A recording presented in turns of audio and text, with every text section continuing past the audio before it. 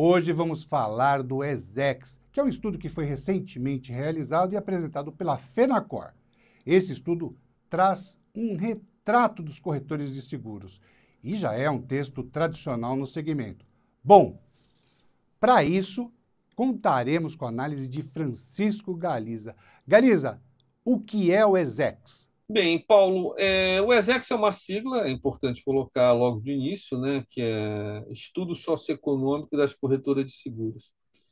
Acho que é interessante eu fazer um pequeno histórico desse projeto. Ele começou em 2013, foi a primeira edição, uma ideia pioneira, né, que surgiu para retratar o perfil econômico e social das sociedades corretoras de seguros em atividade no país. E, ao longo do tempo, veio acompanhando a evolução desse segmento, né? Então, naquela ocasião, por exemplo, em 2013, ele serviu para subsidiar a Fenacor na definição da estratégia da inclusão do Simples, né? O que trouxe depois um ganho extraordinário para o setor, né? Para as corretoras, né? Teve uma segunda edição, que saiu em 2015, começou a haver a periodicidade de dois anos.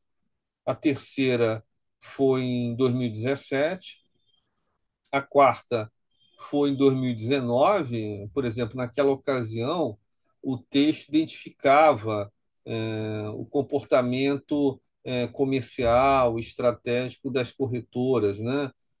Avaliava o conhecimento da atuação da sociedade, da entidade, etc., né? Era um material muito rico, etc. Aí a gente teve a crise sanitária, né, que é conhecido de todos, né? Então, com a crise sanitária, o projeto foi interrompido, porque é um projeto que envolvia pesquisa, né?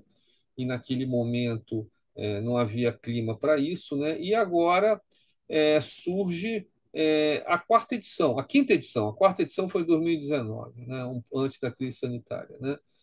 E voltando agora, e está voltando agora 2023. Então, esse é o primeiro ESEX pós-crise sanitária. Então, muitas das perguntas elas captam o que aconteceu no mercado de corretagem pós-crise sanitária. Vocês estão vendo aí na tela o link do estudo e a capa, uma capa muito bonita, né, onde está vendo, né, está escrito ESEX, uma capa azul, em relação a. Vocês podem ver e tem mais detalhes no próprio texto. É um texto bastante rico, fica a minha dica de leitura para qualquer profissional que opere na área, e não apenas as corretoras de seguros, né? Galiza, e quais são as principais conclusões desse estudo? Tem muitas conclusões no estudo. Eu selecionei três de variados tipos, né, para fazer uma mistura, digamos assim. Primeiro é uma realidade das corretoras, né? São predominantemente pequenas empresas, né? A gente faz uma pesquisa com quase 1.000 entrevistas de corretoras, uma amostra, né? Aí que, por exemplo, 80 a 90% das empresas têm até 6 ou 7 funcionários. Então, são basicamente pequenas empresas, né? Outro ponto interessante, que é um fenômeno geral, embora a liderança nas empresas seja majoritariamente de corretores homens, mas já tem crescido a participação feminina. Esse é o primeiro aspecto que pode citar. Outro ponto interessante que a gente pesquisa nesse estudo a gente avaliou um trabalho recente divulgado pelo mercado de seguros, inclusive a Fenacor estava inclusa, né? Que foi o PDMS, né, que é o Plano de Desenvolvimento do Mercado de Seguros, que os corretores, a gente perguntou o grau de familiaridade com esse plano. O grau de familiaridade foi baixo. Entretanto, quando a gente pergunta dos pilares onde o plano está subsidiado, digamos assim, muita gente concorda, né? Quer dizer, as pessoas não estão identificando o nome, mas o conceito por trás do PDMS é muito aprovado pelos corretores, né? Corretores é um ponto interessante, né? O último ponto que eu queria comentar, Paulo, dentro daquela minha visão de falar um pouquinho de cada, embora ressaltando que no próprio texto tem muito mais coisa, a gente discute o problema da sucessão empresarial, né? A sucessão empresarial, como a gente vê, são pequenas corretoras, né? Que é pequenas empresas, né? Quer dizer, não são empresas grandes, e a gente vê que, por exemplo, embora não seja ainda um assunto tão relevante, ele tem crescido muito, tá?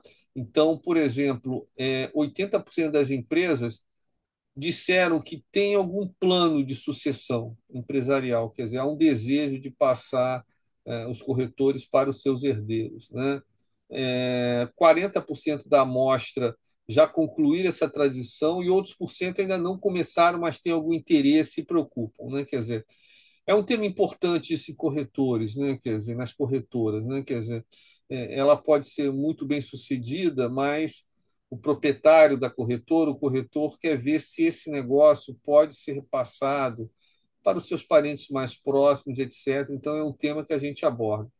Enfim, eu citei 3 exemplos aqui, Paulo, tem mais coisa, tá? Então, fica a dica de leitura, é um trabalho que a FENACOR apoia, né?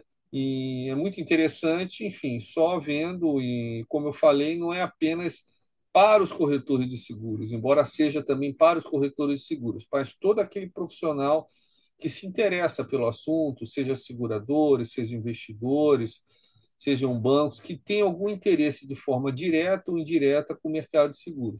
Então, basicamente, fica a dica de leitura aí para todos. Muito bom, Galiza. Esta edição do Panorama do Seguro está chegando ao final. Obrigado, Francisco Galiza, Obrigado, Paulo, e um abraço. e obrigado a você que nos acompanhou até aqui. Espero por você na próxima edição. Um forte abraço, se cuide e fique bem.